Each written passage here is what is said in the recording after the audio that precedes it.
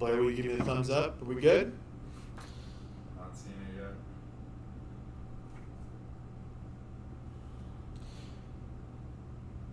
yet. It might not go live until... Okay. All right. We're going to give it a couple minutes. Get some more people in the room before we start. Matt, you want to talk about your workout routine while we're chilling here? I've been running a lot lately. I like kettlebells. Nice. Been doing some pull-ups. How heavy are your bells? I do a lot lighter weight these days. Nice. You find that just builds more endurance? What you're going for? Yeah, and I'm just trying to get a good sweat and breathe hard. I'm not really worried about being maximally strong. Yeah. Nice. I do nothing, so. Stay lean. Be able to play with my children. Lean and mean? Less mean.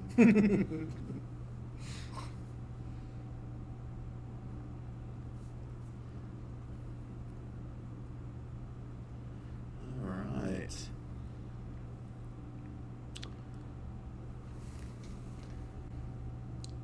We missed a spot on the laptops. Thank you, Sean. All the stickers. Oh, all the stickers. Yeah, we need more. More stickers.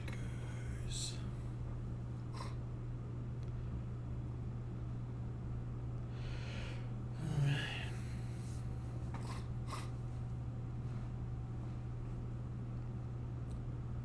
Give me the thumbs up.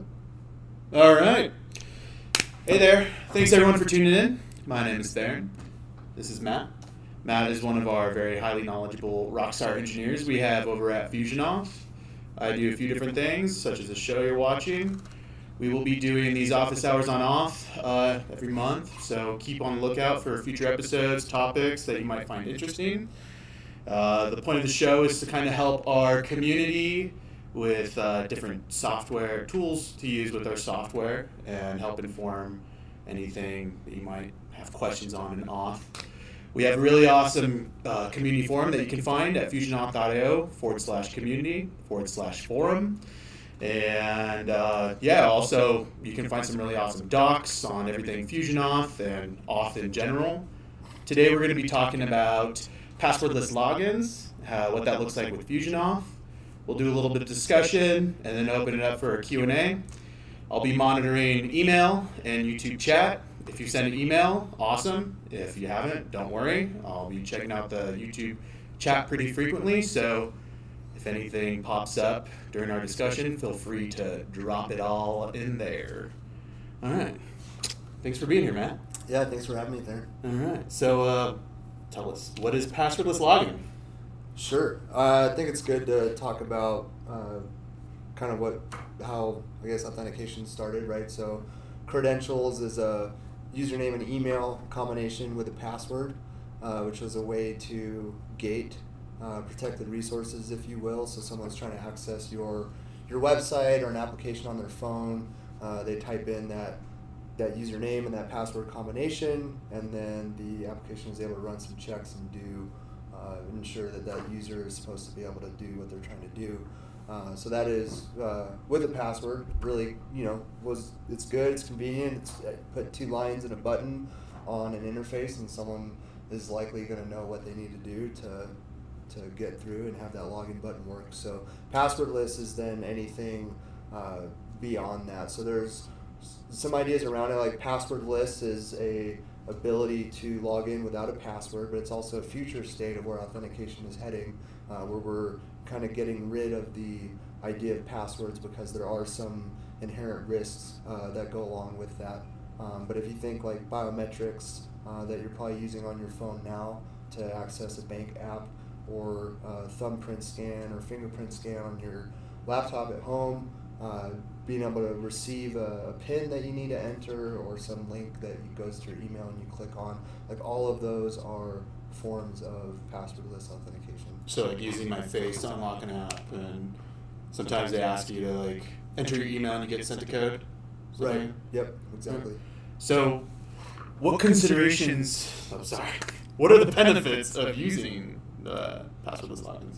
Yeah. So it's considered frictionless. Really, it's the username and password combination is pretty convenient in most cases, but now we have so much technology and different devices and places we're going where we need to be able to access things from different spots. But if you think about like entering a password in on your phone, right, you have companies that have password policies where you've got to have, X number of symbols and numbers in a combination to make up your password. And if you want to get a certain symbol on your phone, it's like 3 layers deep on the keyboard there.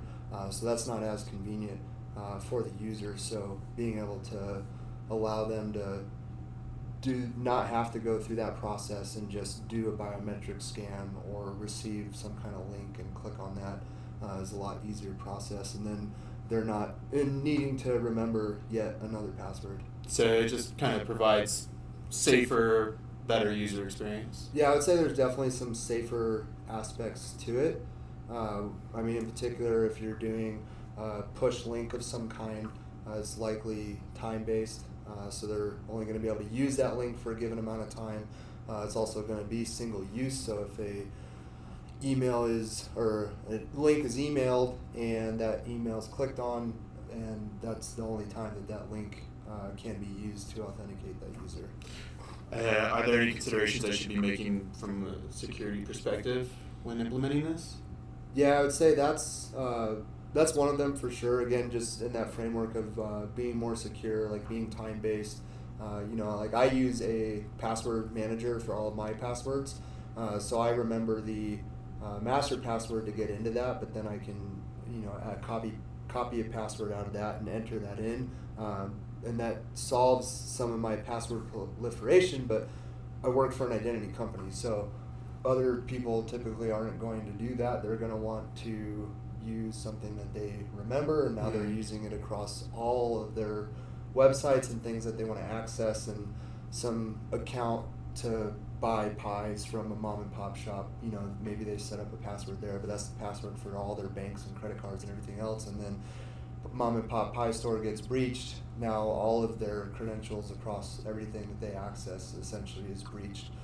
So getting rid of that by using Passwordless, again with the time-based part, the single use, those are all good. So definitely a lot of gain from going towards that Passwordless.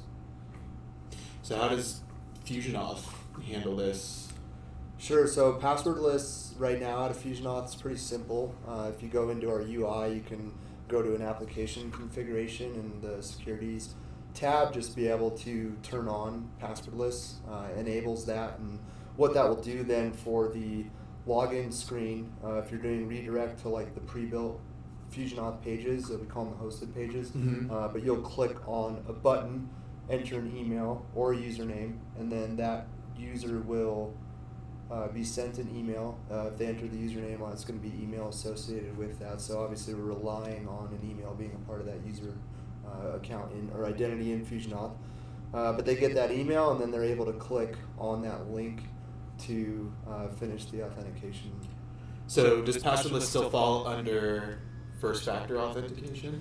Yeah, so it's using a lot of the things that I think right now are considered that second factor authentication, right? So you enter your username and password, you're authenticated, but you have multi-factor set up, and maybe it's text, so you receive a text message, and then that's a code that you have to enter in, or it's an email, and now it's a link that you have to click on, or even an authenticator app. So now this is being able to kind of use those as first factors. And if you think about authentication and what we're trying to prove is like something you have, something you are, something you know. So having a device that can receive a message or owning an email account, that kind of thing, also being able to, something you are is your face. You are your face, so using that, or you are your fingerprint. But being able to use that as a first factor, and then further, like you can still do multi-factor. So if you had, in FusionAuth, especially if you've got multi-factor turned on for a user, they receive the email to click the magic link, they're logged in, but they've got, Authenticator app, now they've got to enter their code. Right. And that's some of the advantage too of Passwordless, I think, is that you are kind of combining those, because you could see the inconvenience potential of they've received the email, but that email link could have been to their computer, but now they have multi-factor that's also to a device, and maybe they left that upstairs at the time being. I've definitely done that. Where I'm like, okay, I got to run upstairs, and it's time-based, so I'm like in a hurry, sprinting to go get my phone to make sure I can enter a code in before it expires. So that, being able to prove out kind of something you have and something you are all in one shot kind of pushes that passwordless state, and kind of making up for some of the kind of failure points for passwords, right? We're storing that somewhere. Mm-hmm. So the hackability of that definitely exists and is there, where with passwordless, we're kind of moving away from that, where there's not these shared secrets and things flying over the wire. So when you said like a password will expire in a set amount of time, in FusionAuth, can you adjust that setting? Can you make it like last for? Absolutely. So at the tenant setting, we've got some configuration where you can change how quickly it expires. You can also adjust the type of code that you're getting. So I think default we're like a 32-byte code that's used as part of that magic link. But what some customers are doing that don't want to do email, they are, we're API first, so they're starting the flow using the APIs, and then they've got it set on the tenant to do like maybe a 6-digit like alphanumeric code instead, and they're providing that through SMS text, and then consuming it from the user, entering it in on a pin pad or copy pasting it in, and so that's one way to kind of facilitate these other options. You're not stuck with just doing the email magic link. Okay, so email isn't just the only way. Right. Yeah, and we've got a big push for WebAuthn and those FIDO specifications around all of these passwordless forms of authentication is something that is definitely the future of identity, and something that we're supporting and moving toward that. Awesome. That's sweet. All right. Well, thank you for walking through that and explaining all of that. Yeah, Definitely educational for me. Hopefully everyone else benefited from hearing that. Sure, we have some questions after that, so I'll go ahead and start reading off any emails that have been submitted. If anyone has any questions, drop them in our YouTube chat. I have something from Chris. Would it be possible to require specifying the username when performing a passwordless login? Yeah, so it's something I alluded to earlier, is especially with FusionAuth, you have the username tied to the identity in FusionAuth. In order for the email to work, you're going to need an email tied to that, so you could enter in the username. FusionAuth's smart enough to know, hey, this, we've also got unique username constraints that you can put on the tenant to ensure that it's only tied to one account. Mm-hmm. And then FusionAuth will send an email to the email associated with that username. What's cool is we actually deliver the same message regardless of if the email exists or not. So, one type of, attack that a user could do is testing usernames or emails to see what the response is, and then if they, if you do different responses, like, hey, this email doesn't exist, or like, hey, this email does exist, well, now you've got half the puzzle of a credential set. So we just say email on the way, and if there's no email, then obviously the email doesn't actually go out, but we're not indicating whether, like, the validity of that identity in FusionAuth. But it doesn't have to be the email. You can just have a FusionAuth set up, so it could just be you could enter the username. And you could use like custom theming to ensure that the users know that it's username, or you could even build your own UI and use a client library or call the API directly to start a passwordless flow. Something cool I've seen too is like I forget what I was trying to get into, but they did it was a forgot password, and when I forgot my password, but instead of going or being directed to a place to change my password, it actually sent me a code that authenticated me in, and then I could go change my password. So different flows there, and things to consider too about when and how to use the passwordless capabilities. Sweet. We just got another question dropped by Shadowmoon. Do you feel like biometrics will have a bigger role in the future of WebAuth? Absolutely. Yeah. Yeah, so the ability to ensure that, the person that we're, like you are your identity, right? So biometrics is part of that. I mean, there's a lot that goes into WebAuth then, but I think the key is ideally someone's not going to lose their face. Right, where even the physical UB keys and Hopefully stuff, not. but there's other considerations there, things that do change. There's some problems now with you've turned on biometrics, but now you've forgotten your password, and then you lose your device or you get a new device. So now that because the secret for that is stored on the device, right? And the device is actually doing that kind of authentication and letting the browser know like this is acceptable.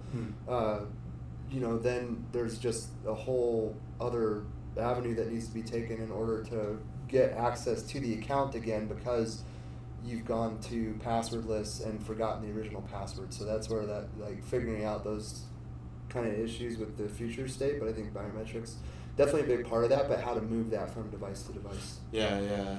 I saw a pretty cool commercial last night at Mercedes-Benz, and they're like, biometrics interface now. And it seems like biometrics is getting bigger and bigger. Yeah. And passwordless is like the way to go to. That'd be awesome. I could see it like you click in and you're like add driver and you have like your kid when they're driving. Yeah. Like put their face in there. Or maybe there's like fingerprints on the steering wheel. I don't know. That's cool. Not allowed to drive. Yeah, that's pretty sweet. You could put limits based on the identity of the person driving, like how fast they can go. That's smart. Yeah. That's awesome. All right, another question. Is it possible to force passwordless login for users, or do you have to? Yeah, absolutely. With FusionAuth, you can definitely do this. Obviously, the API first thing. You can change the themes as well. So essentially, users visit your site, they're redirected and pushed directly into that. You'd have to collect the email or username and be able to do that, or a phone number is another way to do that. Yeah. Probably with FusionAuth in its current state, likely the username would be the phone number. I'm not sure exactly how you would link that up, but I know that we have customers doing that. That's awesome. Yeah. So, another question, follow-up question from Shadowmoon. Are the potential security risks of facial recognition larger versus fingerprints? That, I would say you would need to define kind of your trust in cryptography, and I don't know enough about those algorithms to say that one is more valid or more secure than another, or copying. I mean, I think we are shown a lot of different things in movies that may or may not be true as far as like retinal, being able to like fake a retinal scan and stuff. So I know, I'm not sure. Oh yeah, like face off, switch faces. Yeah, I mean there's a lot to that, and I mean that's only going to get better and more advanced as this continues to be adopted more widely. Yeah, awesome. All right. Well, I'll wait a minute to see if anyone else had any questions to drop in. Check the email, see if anything's came in. Is there anything else you kind of want to discuss around passwordless that we haven't touched yet, Matt? Not really. Keynotes? I mean, I'm excited. I think that this is definitely, like I said, the future of identity, and I'm pumped to be in a company that's kind of on the bleeding edge of that. Yeah. You brought up WebAuth briefly for a second. You want to talk about that, expand on that a little bit? Yeah, I mean, there's definitely people in the company that can go a little deeper on that stuff, but if you think about kind of authentication as we're doing it now with credentials and the different grant types or the different types of grants that we're supporting within OAuth, the framework for WebAuth and those specifications is FIDO, and there's even some other stuff like CAP-T or CCAP or something like CTAP. I don't know off the top of my head. But again, what those people are doing is essentially creating these standards of how to do this, and that's what's important, right? Is the standards of how do you get this to work cross-platform, cross-device? You go and you can buy a USB from anywhere, really, because there's a standard for how a USB works and is designed and can plug into yours and plug into mine and plug into another device and connect those. So having standards for how WebAuthn is implemented, how Passwordless is implemented, will allow particular keys or to be used, or the different biometrics to be used and not be locked into a particular vendor or device. So that is cool to see how that's evolving. Mm-hmm. Again, that's FIDO, and I'm not sure that that's the only one. I just know that that's like a big part in that push for WebAuthn. And what is unique about WebAuthn now is just the ability to support that authentication through like a browser session, where initially it was like it's only on your device or some desktop, on your machine, but now being able to do that in different Browsers. Like cross-platform, cross-browser, all that. Yeah, it's awesome. Dan, we got a question from Dan. Do you support SMS for passwordless?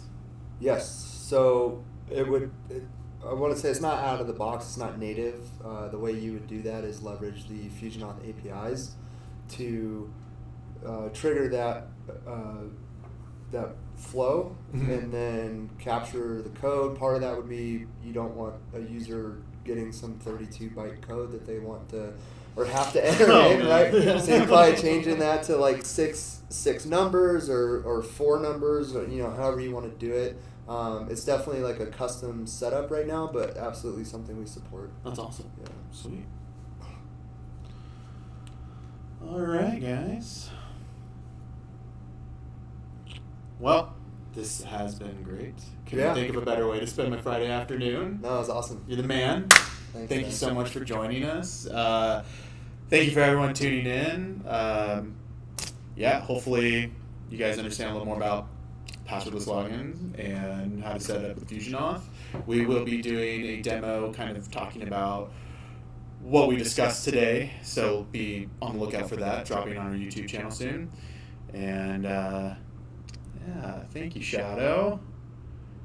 All right, we have some really awesome stuff coming up. Matt and I will be in Cincinnati on the October 20th.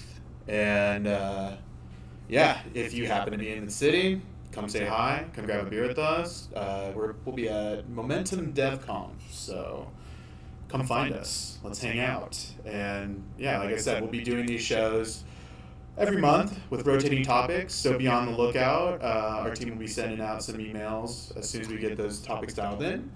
So thank you again, everyone. I want to give a big shout out to Whitney Champion. She's a huge community member. And also just thank you, everyone, for being part of this rapidly growing FusionAuth community. We wouldn't be successful without you, so really appreciate everything you guys do. And it's been great. Happy Friday, and have a great weekend, y'all. Matt, anything else? Say bye. Thanks again. See y'all later.